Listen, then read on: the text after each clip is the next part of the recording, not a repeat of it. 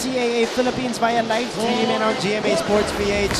Martin Javier alongside Andre Paras here in the broadcast with our courtside reporters Lexi Gonzalez reporting for Mapua and Julia Ong for Letran. Fourth quarter begins. Hindi maitabla ni Cyrus Cuenco, but Mapua responding very well in that third quarter, putting themselves in a much better position at the start of the fourth. Ito, speaking of starting the fourth, both teams trying to get those quick shots when you can just call the play right now. Good for Mapua. What a way for Bonifacio. Look, this is what I like about the play of Mapua also. When they get these picks going, ang laki ng space nangyayari. Yeah. And how about the pressure? Finally paying off for Borcelo. Earlier, he's been called for the foul, or for different fouls, actually. But this time, he pressures Clint into this backcourt violation. So, 52 to 50. Mapua still unable to equalize. Humawas is back in the game for Letran. So the five on the floor will be Ariar, Batalyer, Cuajao, Borcelo, and Humawas. Here's the handoff.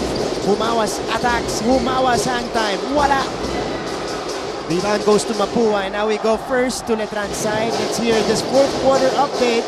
Tignan natin kung paano ma-maintain to ng Letran. Let's hear it from Julia Ong. Julia. Martin and Andre, ang motivation daw ng Letran Knights for today's game ay ang mabawi ang panalong nakuha sa kanila ng Mapua Cardinals noong first round. At bukod sa panalo ay ang mapakita nila na kahit na ba nasa pinakataas ay kaya nilang labanan. Sigurado daw na mas tataas pa ang intensity ng Cardinals, kaya naman ang pangako nila ay tatapatan nila ito hanggang dulo. Will this motivation be enough for us to see na hindi pa rin talaga basta-basta ang mga Letranista? Ayun lang, balik sa iyo. Maraming salamat, Julia. Well, we've known that from the very beginning. They're always in the game. Yes. At yung mga talo nila, they have the chances to win in those. But again, it's matching, as Julia mentioned earlier, the intensity and finding some consistency. That's going to be key here for Letran. And how about that execution? Batalyer, inside pass for Humawas. And right now, one thing you could do right now if you're Letran is obviously to be unselfish. Some of them, we see them, they're always attacking the basket. Or what a way, when you attack a defender, always look for that open man sa mga drop pass niyo. And Bonifacio still couldn't buy a basket. He is 0 out of 8 from the field. Borcelo. Almost. Yeah. Umalog. But he will have a chance in a bit.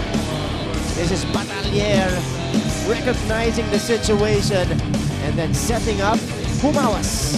And this is a good sight to see also on the part of Letran. Speaking of consistency, they're consistently being aggressive. So what a way for them to keep on attacking the basket and trying to get the rhythm by doing that. Because of course, alam natin yung mga bread and butter nila is by getting their shots and rhythm inside the painted area. Yeah. Now Borcelo deals damage from the free throw line. The lead is back up to 5 for Letran. Steven Garupil getting ready to check in for the Knights. Borcelo.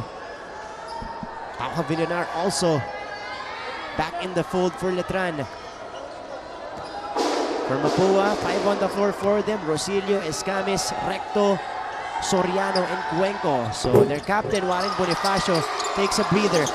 Offensive rebound for Javillonar. Naagaw. And there's Cuenco.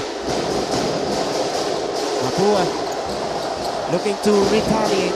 Escamis. No. Rosilio, what a find! Wow. Soriano with a deuce!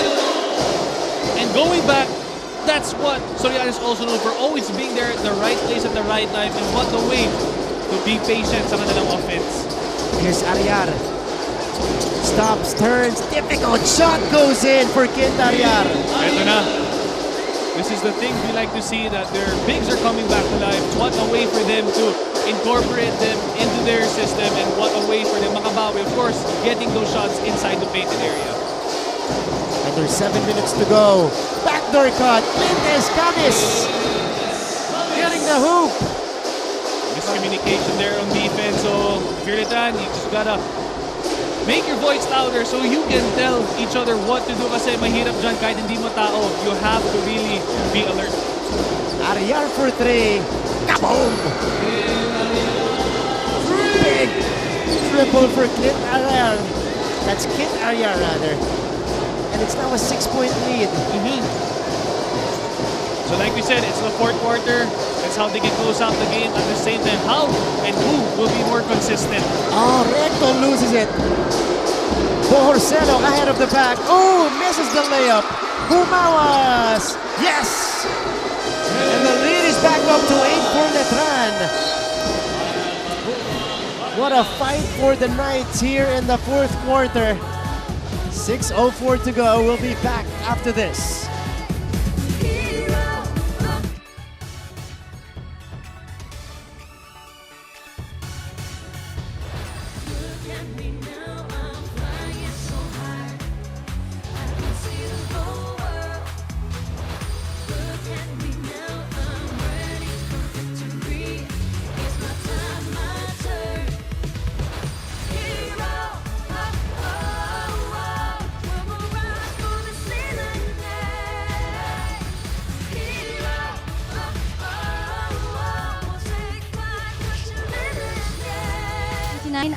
I'm Lexi Gonzalez reporting dito sa Mapua side.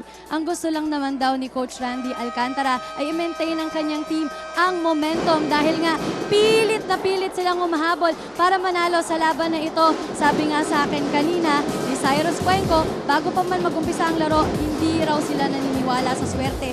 Pero sa sipag, manaig kaya ang sipag at aggressiveness ng Mapua para manalo. Yan ang tutukan natin, Martin and Andre. Maraming salamat, Lexi. Hindi natin kine-question ang sipag ng Mapua. But right now, they're being outworked. And again, their efficiency on the floor in terms of their shooting has gone down. Yes. Especially at the start of the fourth quarter. So yung kailangan talaga dyan is you have to control the pace. No more rush shots. At the same time, look for the person who has been consistent. Obviously, like this, yung mga sa loob ng basket, try to be more consistent in finding the man inside the paint. Kasi kita-kita naman na they are struggling from beyond the arc. Yeah. Pero you can see naman there's some light when it comes to the mid-range. But yun nga lang, they don't get to go that far. So might as well look for the big men inside the painted area. There's Jopet Soriano. Tapos dun sa kanyang floater. But his captain, Warren Bonifacio, cleaning it up. And one. Here's the bonus. Bonifacio calmly sinking the free throw. So it's a 5-point game. Second straight game for Mapua. And they're struggling from the outside. That's a foul on the rookie, Peter Rosilio. And check out this sequence right here. Ariar, how about this? Making, turning again. Wow! With a defender all over him. And then nailing a triple. In Ariar, making an impact for Letran in the fourth quarter. Off the bench today, itong si Ariar with 11 points and 5 rebounds. Dagdagan mo pa ng 3 steals. And talk about the hustle. And if more players have the same energy right now, sana maging contagious ang kanyang energy because that's what the Letran needs right now. They have to be consistent, obviously, in their offense and, of course, defense. Uy, teka lang. Meron ulit tayong extra activity. That was Avillonar and Bonifacio anew. Huh. Okay. That's their second clash, by the way. That was not a replay from earlier. This is a different clash. So, let us see kung anong tawag ng ating mga referee. Again, Letran doesn't need that. You know, they still have a little bit of momentum left in this fourth quarter. And they have the 5-point lead. So we'll see. I don't think they'll upgrade though. But it all depends on our referees led by crew chief and FIBA International referee Mike Tolentino. And natin kung ano magiging desisyon nila. 62-57. Letran led it by as many as 11 points earlier in the third quarter. Tapos hinabol na sila nitong Mapua Cardinals. Mapua was able to get within 2. Yes. But they weren't able to equalize. Yun yung naging problema. Dun sila tumigil. And going back to Letran, kita nga natin sa first half, Paolo has been silent, pero yung contribution naman niya sa defense, he has a good number of minutes of obviously being on the court and being there for his teammates as well, facilitating the floor as the veteran he is. And as of now, kahit sabihin natin na he's struggling from the field, the team still needs him. Kasi, bilog ang bola, anything can happen. They really need him to be consistent in the court by being aggressive, but not this kind of aggressiveness, obviously. And Warren Bonifacio has been, well, a target today. That's a third encounter now with a Letran big. 5 and 4 to 1 to go dito po sa ating laban. Again, the Mapua Cardinals 8 and 2, leading the pack in NCAA season 99. Number 1 team right now, but they are endangered of losing 2 straight games if they drop this one. Okay, tingnan natin ulit.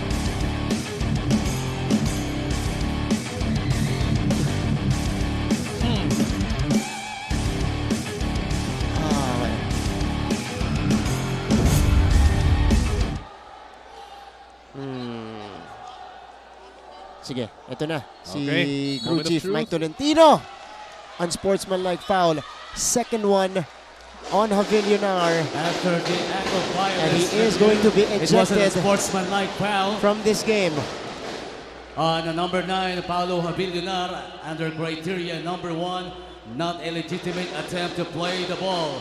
Paulo Javillonar has committed 2 unsportsmanlike fouls. Paulo Javillonar is out of the playing court. All right. So Javillonar is, well, gonna be 2 ejected. free throws. Warren Bonifacio. Bonifacio to the free throw line. Again, that was, I think, category number 1.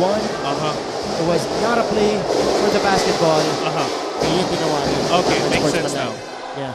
And speaking of this, they need Paolo right now, especially because of Mapua. They need Warren, even if he's been kind of silent. But look at the stats right now. 8 rebounds, 3 assists. Grabe yung kanyang contributions. And what I like about yung ginagawa ng Mapua, when they dump him the ball, kitang-kita niya yung floor. So he can see all his teammates cutting, trying to set screens, so he can find the open man. So this is what I also love about the game of war. He's very patient and he can see the court. And if all else, he will attack the basket. Here he is again, making the free throw. And here's the bonus possession for the Cardinals. Could this be a momentum swing? Pancalo misfires. Rebounded by Guahao. He picks up his dribble. Arriara at midcourt. Being guarded right now by Soriano. Guahao. Shot clock is down to 5. Arriar, the short J. Too strong. That's good defense played by Mapua. Rosillo nagmamadali. Here's Bonifacio. Back to Peter Rosillo here, who attacks and who scores down the middle. What a way to get your offense going. Kanina, they were struggling, looking for the open man. Kanina, you hand off or pick and pop. But what a way to attack the basket. What she did score sa Mapua. And it's a 2-point game. Arriar for 3. Left it short. And here comes Mapua with a golden chance to go for an equalizer. Rosillo has it. Sending it to Cuenco. Back to Rosillo. The spin. The shot. Oh! That almost went in for Peter. Humawas nagmamadali. Humawas couldn't take it straight to the cup, or took it straight to the cup but couldn't make the basket. And speaking of offense and defense, both teams, if a shot flies, kitang-kita, nobody wants to box out. So importante talaga locate the nearest man and box out. Bonifacio, too strong. Yeah, a lot of one and done possessions here from both sides. Batalier. Now it's Garupin. No look pass. Humawas with a finish. Wow. It's back to a 4-point lead for Letran.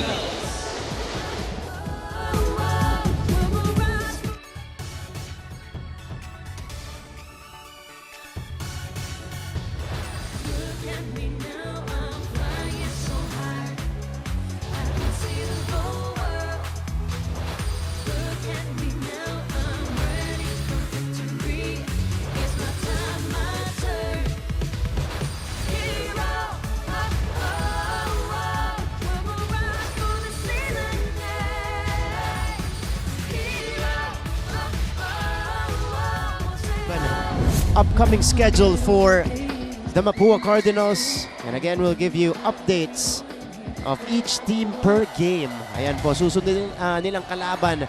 Another Battle of Intramuros, and that's right after our Undas mini break. November 3, we'll be going back into the action. LPU, mabigat ang kanilang kalaban. Afterwards, San Sebastian, EAC, San Beda, Perpetual, Arellano, and JRU to finish off the elimination round. All right, let's check out this floater down the lane for Peter Rosilio. Couldn't duplicate it in the play right after, so Letran took advantage. It was Humawas who was able to finish off the bind by Garupin. Escamis, Hernandez,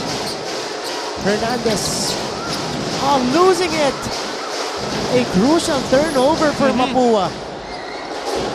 And now, Letran can set things up on the half court. No need to hurry. Garupin trying to shake off Rosilio, picking up his dribble, nowhere to go. Raisin was pushed by Escamis. You can already see both teams wanting. It's so bad, grabbing aggressiveness nila on defense and of course on offense. Look at that. Pero grabe yung pressure doon ng Mapua, hindi nakarating doon sa loob ng circle. Itong Letran Knights. And like what they mentioned, tingnan natin if they're doing it now, kaya ba nila for the rest of the 3 minutes? Kasi talagang importante ang consistency even on defense. And this is still 3 minutes. Matagal pa to. Yes. Mahaba pa to, mga kapuso. Ariar. Jumper from the baseline. Doesn't go in. Rebound collected by Bonifacio.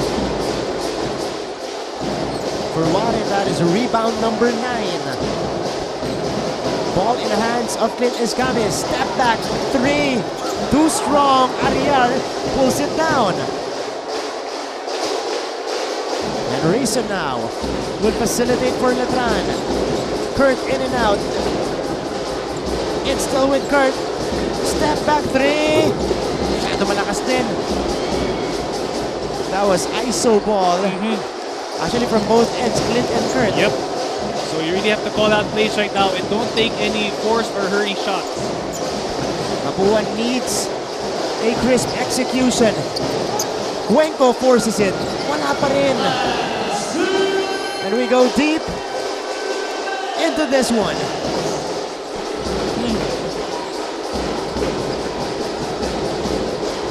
Letran doesn't have a timeout remaining. Mapua has 2. Final 2 minutes of this game. Soriano called for the foul. One more will put Mapua in penalty situation. Coach Renzi calling fist.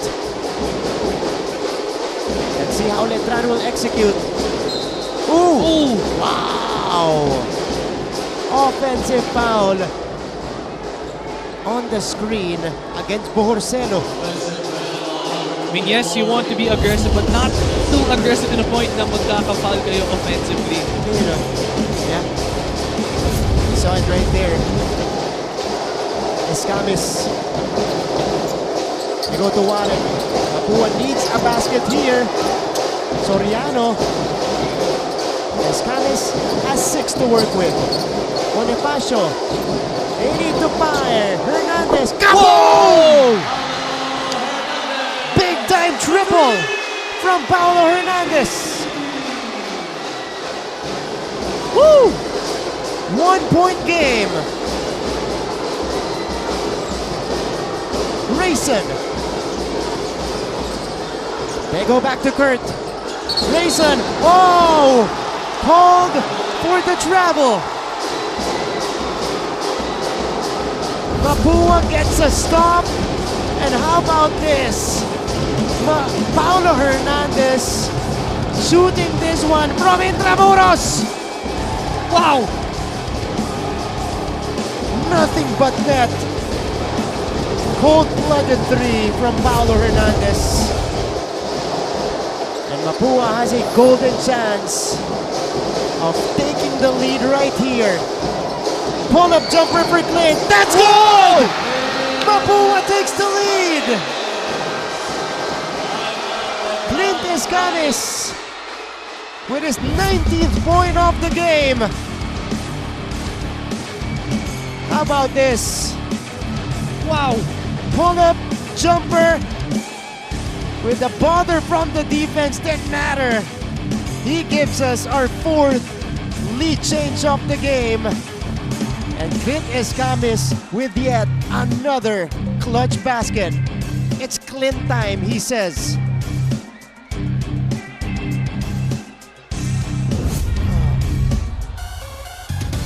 Five straight points. Andre. Back to back from Hernandez and Escamis as we take a look at the schedule for the Letran Knights here in the second round. After this, they will face a very angry EAC team who lost to LPU in a tight one earlier this morning. Kasunod po dun, kabigat din, LPU naman pagkatapos nun. So, a tough road ahead for Coach Renzi Bahar and the rest of the Letran Knights.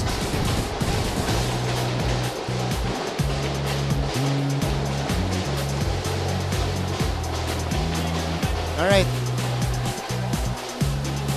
You guys are looking at our toughest player of the game, Kevin Santos of Letran. Of course, Kevin Santos, 2.6 boards today. Yamaha Mio Gear, play your tough. Kevin Santos, our toughest player of the game. A lot of time on the clock though. 49 and change. And Letran has a chance to take back the lead. And they do! Teyok, wow! With a quick 2. 66-65. What a way to be aggressive at the part of Letran. Yeah. Who will Mapua go to? It's back to Hernandez. Pau. 2, 1, an extra pass. Jump is free. Soriano.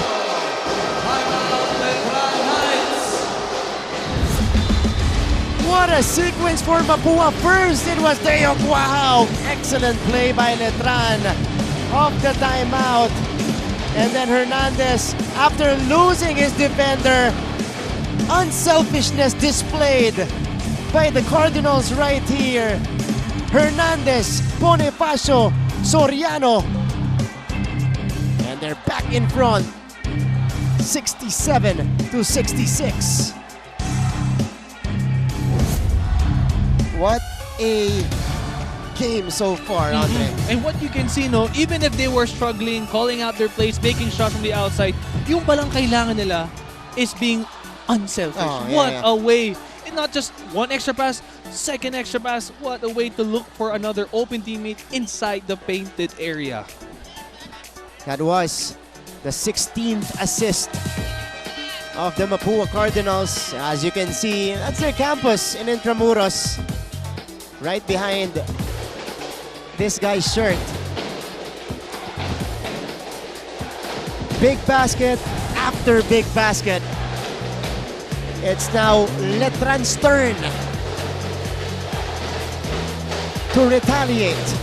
Coach Renzi drawing up the play. Earlier, it was Deo Cuajao providing the big time hoop. Coach Randy on your screens. Letran with 1 timeout remaining. Or, no. Letran with 1 more foul to give. Both teams, wala na pong timeout. Wow. Mapua in the penalty.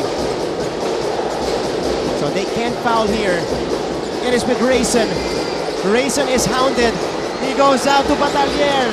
They go back to Kurt. Oh, ball is deflected. Batalier! No! Follow-up! No! Grayson gets it back. Wala pa rin. And the shot clock will expire for Letran.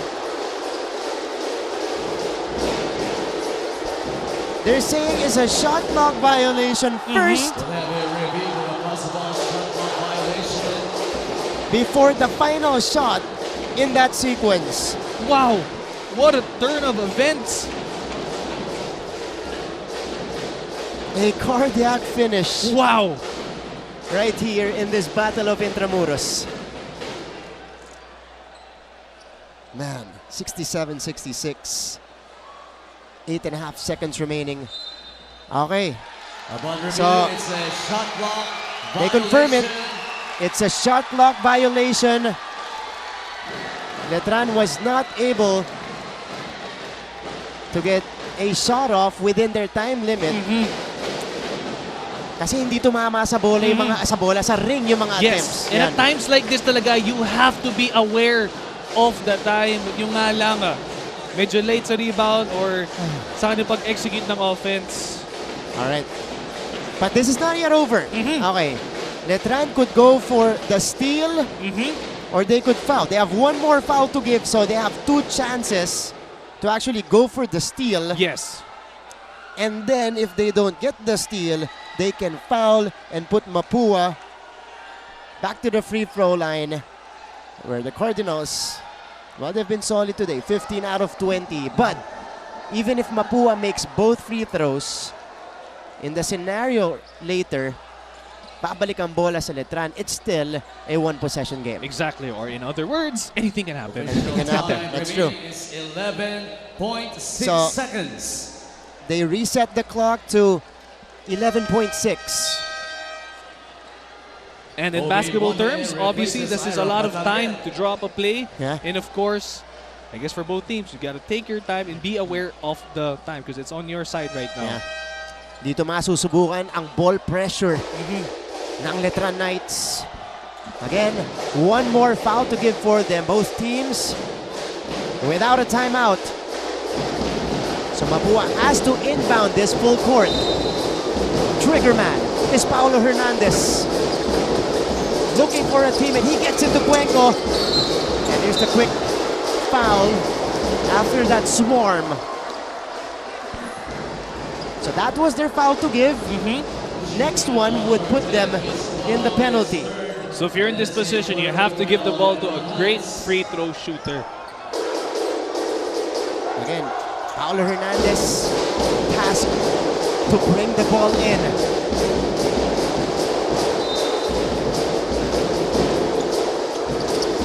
Hernandez getting it to Soriano. Back to Hernandez.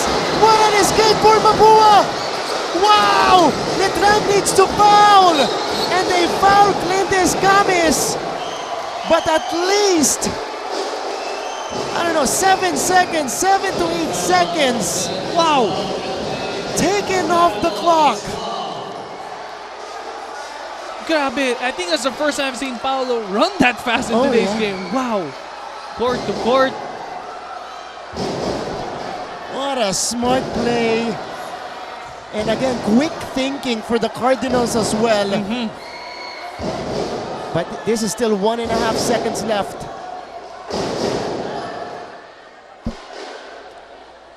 Okay. So, Another review. yeah, crew Okay. chief Mike Tolentino. Official time remaining is 1.9 seconds. So, time is 1.9 seconds. But what a way for Mapua to melt away some precious seconds off our clock. And now, the game plan could be make the first, miss the second, and And maybe try to get the rebound. yeah, just let the ball clock fly. run. Yes. Yeah. First one, up and in for Clint. Again, wala na pong timeout yung magkabilang panig natin. So, Letran would have to advance it full court. And kitang-kita sa side ng Letran, they called up a play. So let's see what they will call out sa kanilang offense. Escamis, second one. It's got a 3-point game. Substitution, Rosilio is in. Letran has 1.9 seconds to make something happen. Ariar. They go to Guahao. Half-court heave! No! And Mapua survives!